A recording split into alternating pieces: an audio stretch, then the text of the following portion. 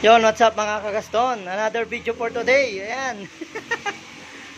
So, check natin yung motor niya kasi nakita ko, dapat papa-change oil lang siya kaso nakita ko kasi yung salamin ng ano dito, yung silipan. Kaya nagkulay puti siya kanina. So, ngayon titignan natin kung ano yung nangyari. Pero bago lahat, intro muna.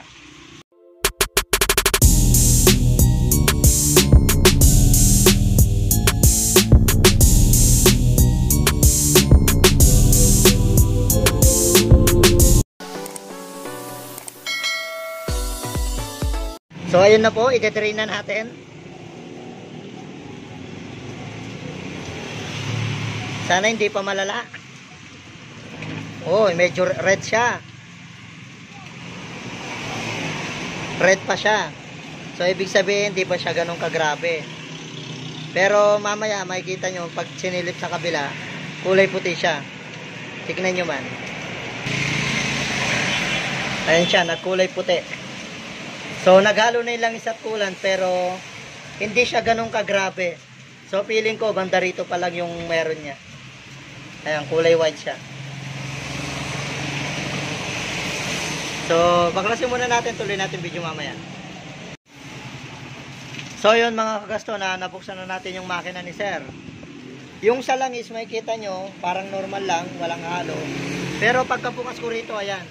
Ayan, makikita nyo yung tubig, ayan o. Nagsebo na siya mga kagaston. Ibig sabihin, naghalo na yung coolant at langis. So, meron na siyang coolant. Lalo na rito mga kagaston na yan.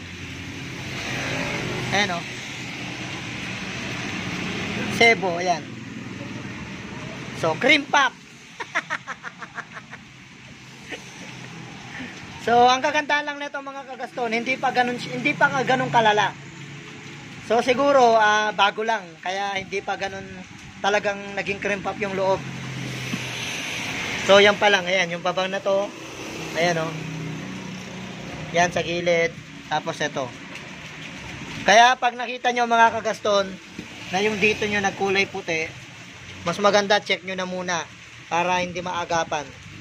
So tuloy natin yung video mamaya. Papalitan muna natin lahat ng kailangan palitan.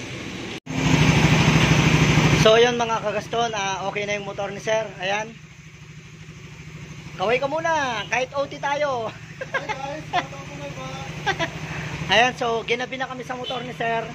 So malat din pala ako dahil umuulan. So ang ginawa natin dito, yun nga, naghalo yun ng isang coolant. Nagpalit tayo ng water pump oil seal. Tapos chinek na rin natin yung kanyang balancer. Yung wave washer nya malapit na maputol. Yung mga damper nya may tama na. Buti na lang yung paghahalo nya ng water pump oil seal, yung paghahalo ng coolant at langis is bago lang. Hindi pa ganun kagrabe. So, ang ginawa natin yan, naglagay muna tayong langis, tapos i-drain natin yon. So, maglalagay ulit tayo ng panibago para lang mabanlaw yung makina. So far, all goods naman yung makina. Hindi pa naman grabe na naghalo siya. So, sakto pa lang, buti na lang naagapan. Dapat si Sir magpapa-change oil lang. Pero nung nakita ko na nagkulay puti yung salamin, yung silipan dito, kulay puti, sabi ko kay Sir, naghalo lang isang coolant. So, buti na lang naagapan namin.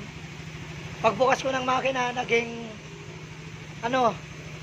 siya, milk tea, strawberry flavor. So, hindi pa ganun kagrabe kasi hindi pa namuti. So, medyo pa lang siya, pink, pero masebo. So, hanggang dito na lang video. Maraming salamat sa lahat, wala na akong boses. God bless sa inyo, mabuhay kayo hanggat gusto nyo.